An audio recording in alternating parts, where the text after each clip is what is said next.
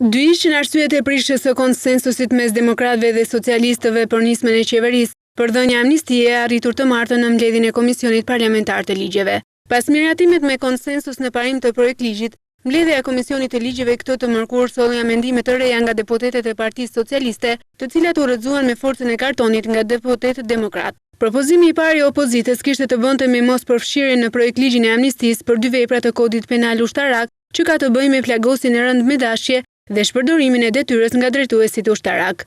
Deputetja e opozitës Ermonela Felaj e mbrojti këtë propozim me argumentimin se në rast se këto qëndrojnë në projektin e qeverisë për amnistin, me rastin e 100 vjetorit të shpalljes së pavarësisë, do të përfitojnë të akuzuarit e tragjedisë së Gërdecit.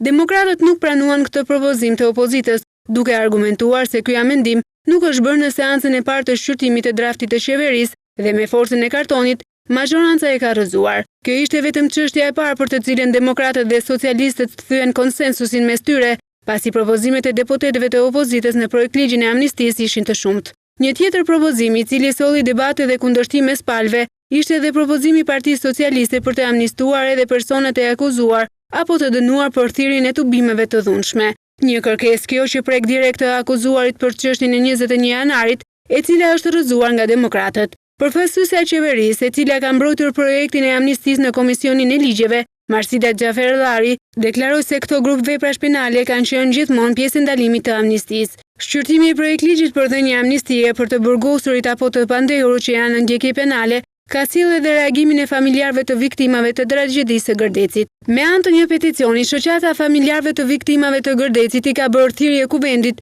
që të vlerësojë me kujdes projektin e qeverisë për amnisti. Në thirrjen e hapur drejtuar kuvendit të shoqatës së familjarëve të viktimave të Gërdecit thuhet se në draftin e kësaj amnistie shohim se autorët tregojnë qartë se nuk kanë pësuar asgjë nga tragjedia e Gërdecit.